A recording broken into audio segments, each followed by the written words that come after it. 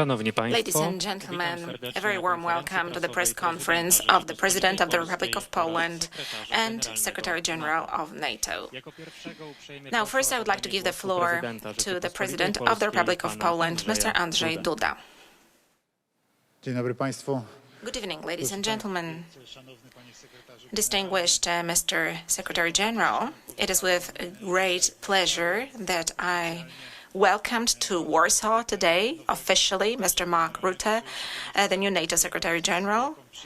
It was a big pleasure to personally congratulate Mr. Secretary General on assuming this incredibly important function. We have known each other for many years, and I am delighted. I would like to express my great joy and satisfaction that such an experienced politician, who also, in terms of the work of NATO, has got such vast achievements over the last 14 years, has come into this crucially important office following Jens Stoltenberg. We congratulate you, Mr. Secretary General. We are delighted that precisely a politician who knows NATO so well, who for so many years has participated in NATO works, in consecutive NATO summits, who has been watching the development of the North Atlantic Alliance, and who has participated in it for the last years.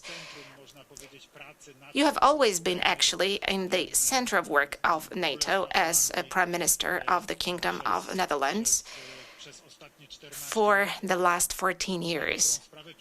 So it is fair to say that that is the vast part of the time in which Poland has been member of NATO, because this year we have marked the 25th anniversary of our membership of NATO. And you, Mr. Secretary General, have been participating in the NATO summits for 14 years. So it is fair to say that the vast part of our presence in NATO has been going on under the aegis of you, Mr. Secretary General. So that is why we are so happy with you being in this post, because NATO is working in these very challenging times. It has to develop itself and it has to face up to the challenges which we are facing today. So we need somebody with vast experience to be able to be in this so important post. That is why I'm so happy that I was able to congratulate you personally on your election. And I would like to thank you, Mr. Secretary General, for coming to Warsaw here today. It is important that today you are meeting the most important Polish politicians. And this is a very significant day to us and to NATO, because on this day we are officially inaugurating ballistic missile defense of the United States and of NATO at the same time in Redzikowo.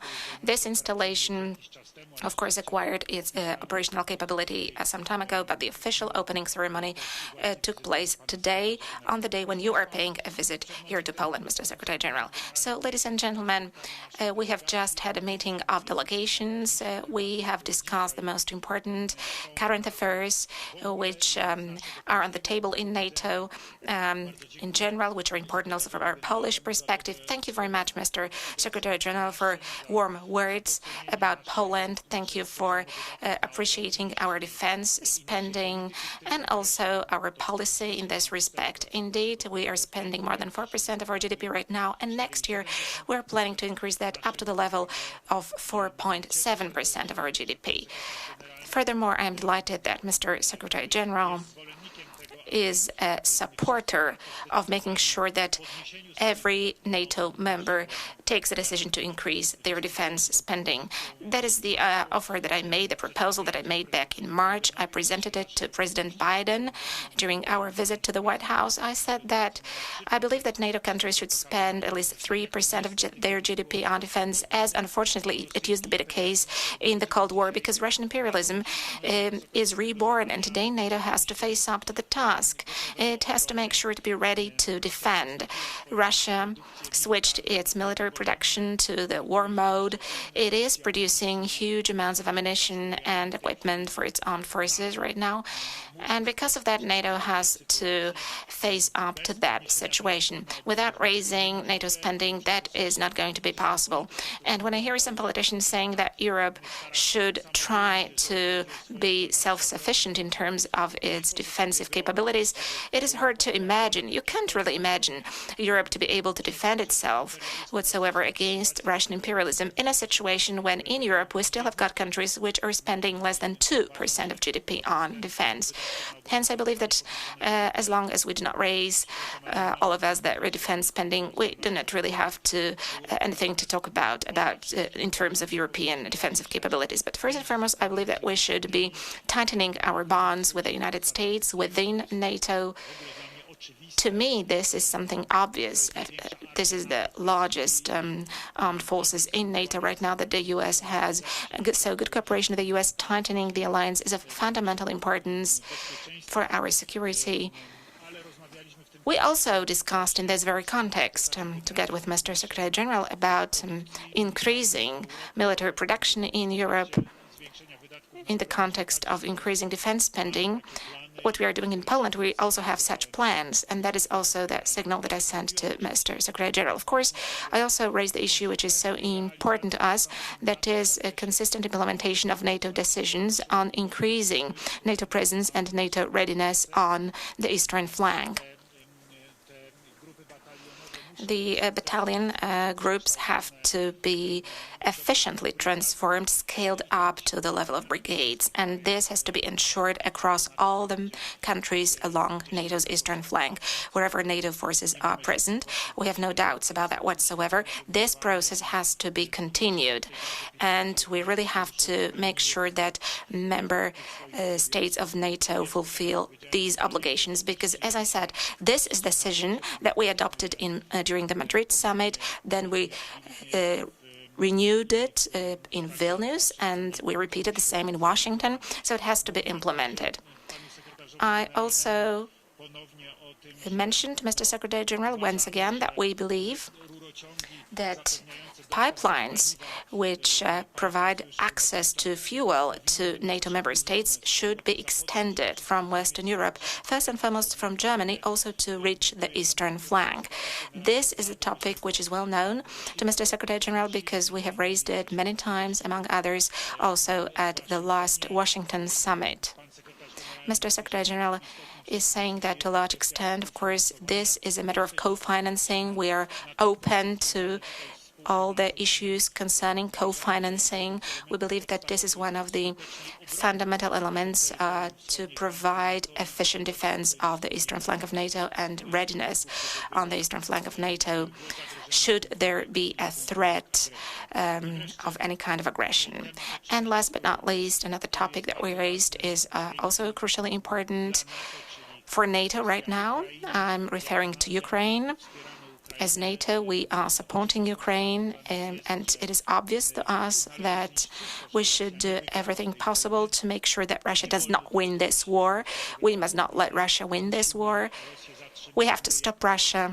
We, as the free world, this is a matter of efficient organization of assistance for Ukraine by NATO member states. We also discussed the MiG-29s that we still have, because some of our MiG jets have been transferred to Ukraine by us. We did that some time ago, just like some of our helicopters from the Soviet era, which we had at our disposal. But we still have one squadron of MiG jets. So there is a matter of taking a decision on this one. We are using these MiG jets right now.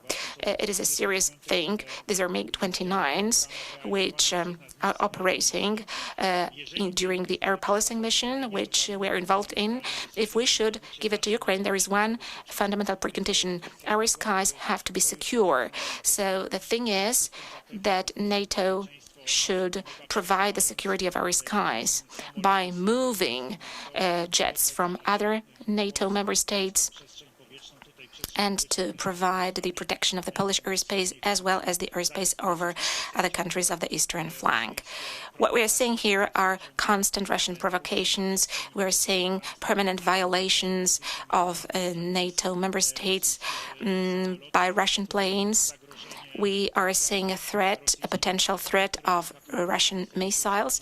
As you know, those missiles have violated Polish airspace on several occasions. So because of that, we need to provide the security of Polish skies and the skies of eastern flank states. This is an obvious thing to us. It is fundamental. It is basic to us, and we are going to stick to that. As long as we do not have full guarantees, so long are we not in a position to transfer our jets, because we need them to provide our security here.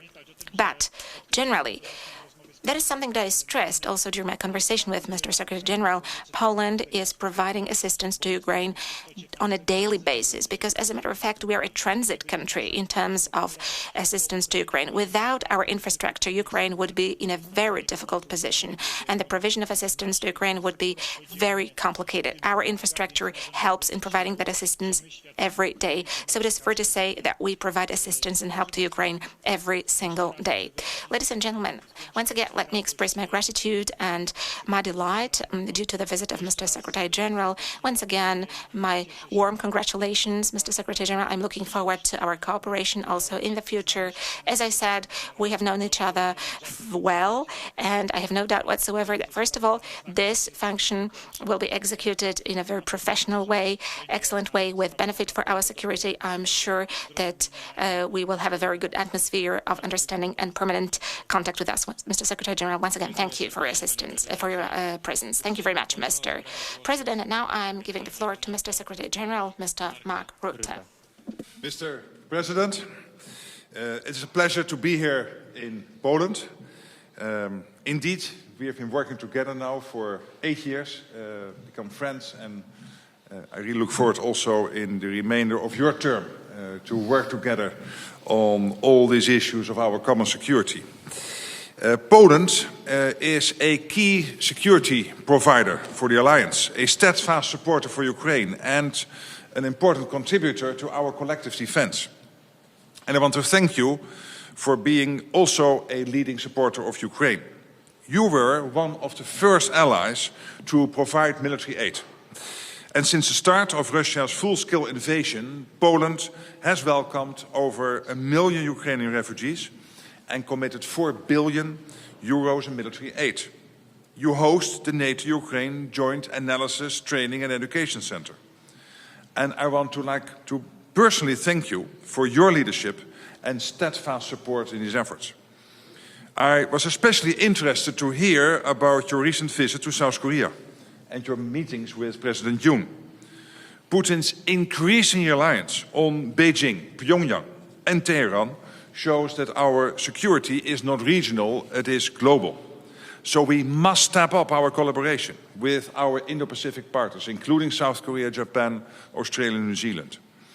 Today, we have discussed how to strengthen our support for Ukraine and fulfill the commitments allies made at the Washington summit in July. This includes our financial pledge of 40 billion euros of military support in 2024, and also the new NATO command in Wiesbaden, which will coordinate security assistance and training. Allies at this moment, including Poland, are working hard to ensure that this command becomes fully operational as soon as possible, which will be crucial to strengthening Ukraine's defenses now and for the long term. As we look ahead to the next NATO summit in The Hague, we are also delivering on our commitments to further strengthen our deterrence and our defense. We are ramping up our defense industrial capacity, producing more shells, ships and missiles than we have done for decades. But we need to do more, and this was what our discussions concentrated on.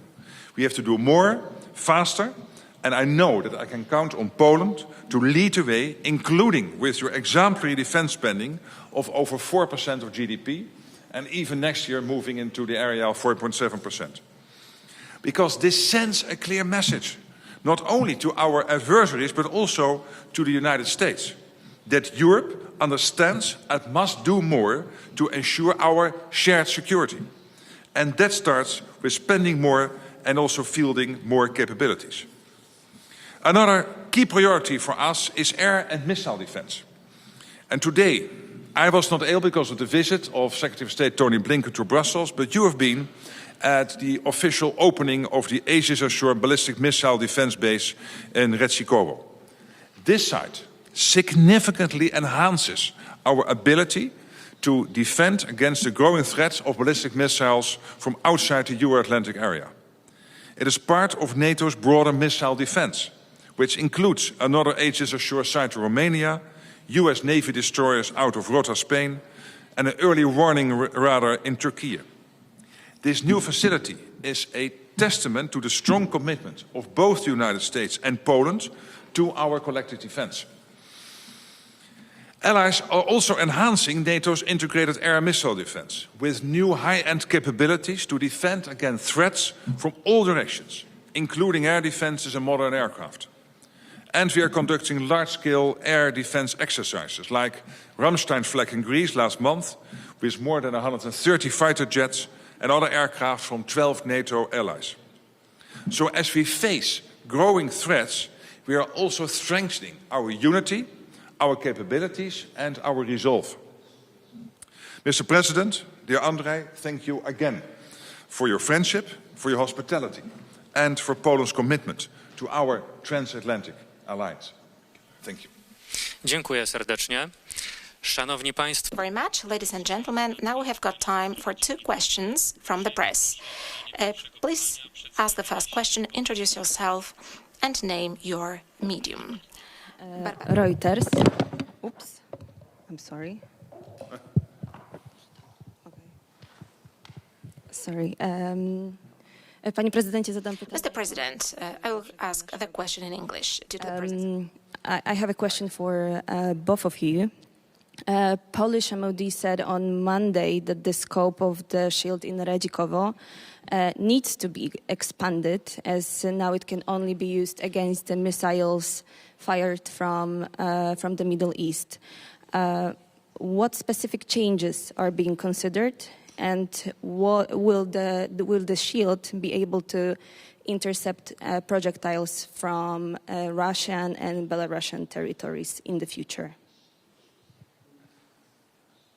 Yeah, maybe let me start. So first of all, let me again say that this Aegis Ashore site here in Poland is a critical component of our collective defense. We have debated this for many years, but this is now a project which is now really coming into practice, into effect. And I'm so happy that today this has taken place, this ceremony.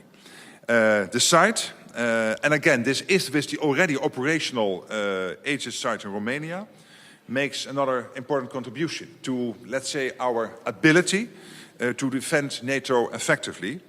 And the completion of this site here in Poland allowed NATO to declare enhanced operational capability at its Washington summit in July. And this means that we are implementing what we decide, and that is crucial. Allies remain committed to the full development of a NATO ballistic missile defense. So we will work on this moving forward, step by step. Because more broadly, NATO must have the means to address threats from any direction, because we cannot only focus on one challenge while ignoring all others. So we will work on this step by step, but this was a really important milestone today. Yes, as we have just heard from Mr. Secretary General, let me reformulate it and shed some light on it from the Polish perspective. We can say this is a gradual, multi-layered kind of defense. It is a very complex project. The first projects were developed, as we remember, in 2008.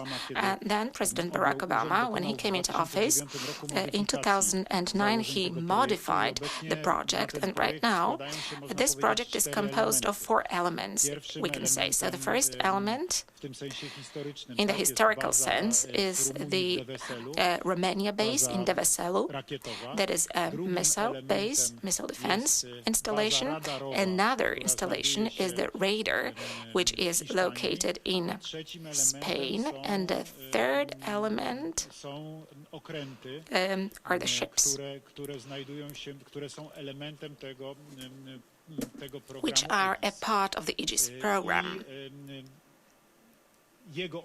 So the last element, which has now been completed, is our base in Redzikovo. What is most important from our perspective?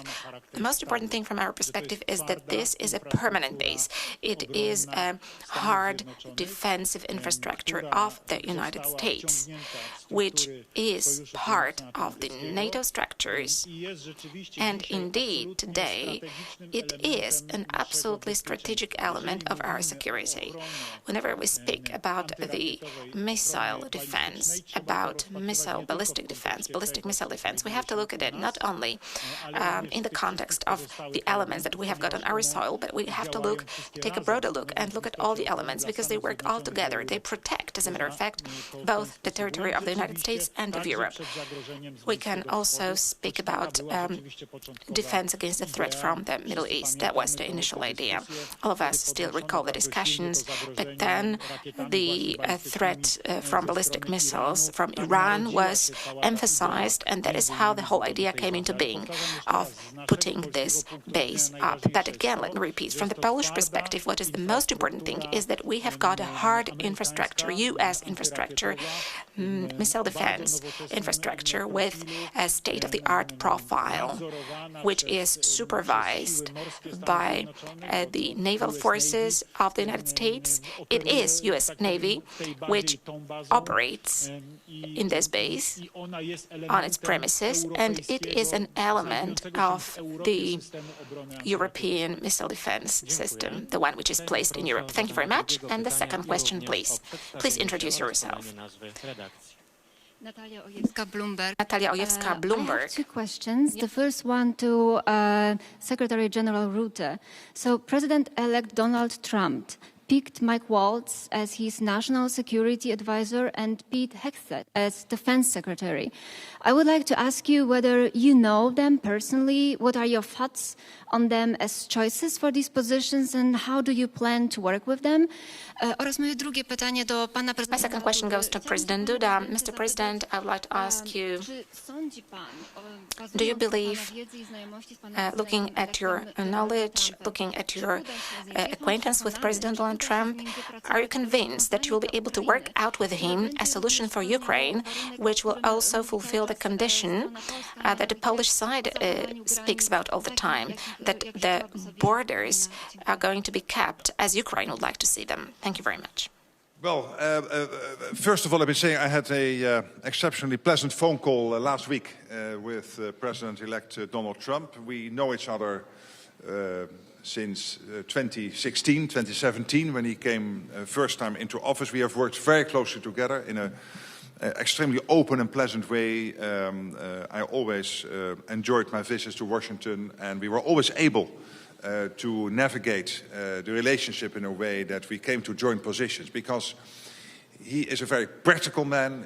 He is, of course, putting America first, which I totally understand.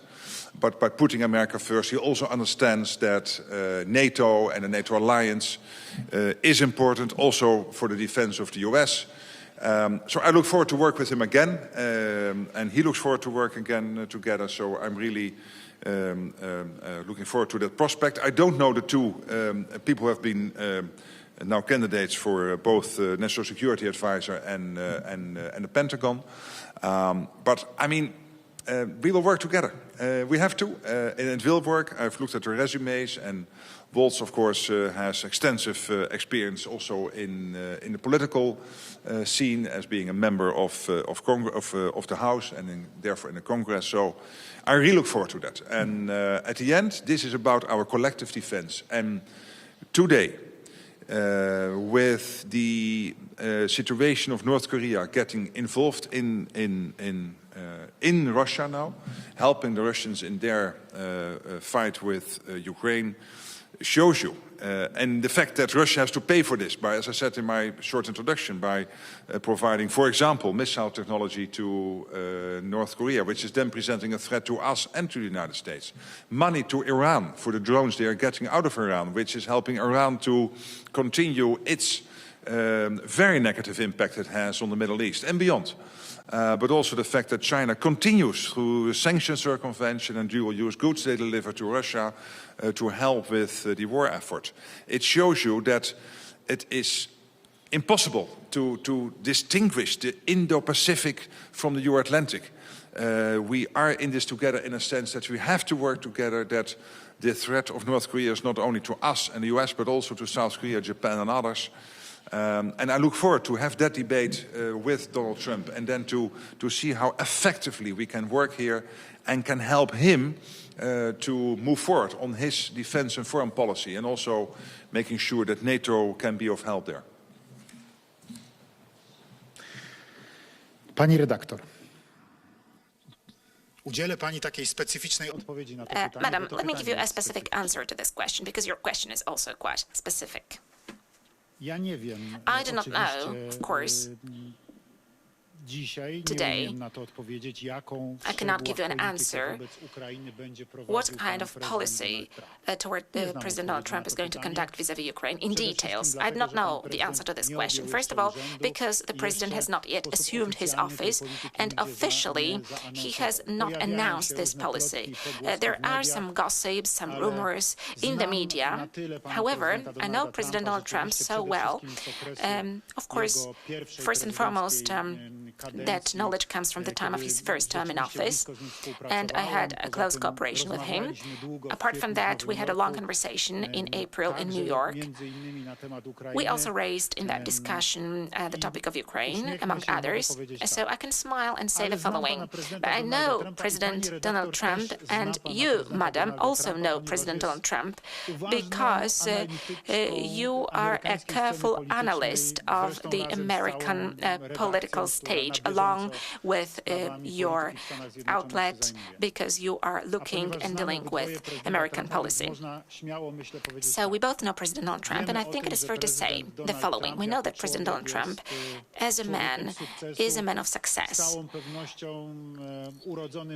And he is a natural-born fighter, that's for sure. He likes to fight, and first and foremost, he does not like to lose. He is a winner. And actually, this was shown by the recent election in the United States as well.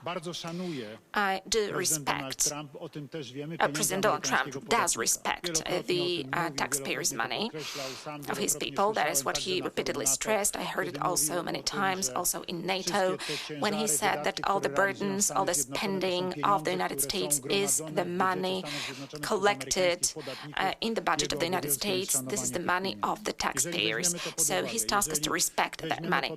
If we take this into account, if we also consider how much the United States has already invested in helping Ukraine, what huge amounts have been donated to the defenders of Ukraine, different kind of help, that is combat equipment, financial assistance, to make sure that Ukraine can survive and defend itself, then I have got very clear conclusions. President Donald Trump, I do not imagine that he could allow Russia to destroy Ukraine. Ukraine, in which the US, the American taxpayer, for whose money President Donald Trump will take responsibility when he comes into office, has invested so much. So this is a matter of respect for the money of American taxpayers. This is also the matter of the fact that America has got involved, and America does not lose. So of course I'm going to talk to President Donald Trump about Ukraine, and I will present my point of view to President Trump. That is number one. Secondly, I will present to him our picture of the situation, how we see it as neighbors of Ukraine, because we are directly located in the region of the ongoing Russian aggression against Ukraine. Of course, I will present this picture not only in the context of the very situation in Ukraine, but also I will give him the picture of the situation in our part of Europe. I will present our point of view, the point of view of our neighbors, and the broader situation here, also in the context of American interests. And I am calm and peaceful about my conversation with President Donald Trump in the future. I'm also calm in terms of political decisions that President Donald Trump will make, because I have no doubt that these are going to be wise decisions. Thank you very much, ladies and gentlemen. This concludes our press conference. Thank you.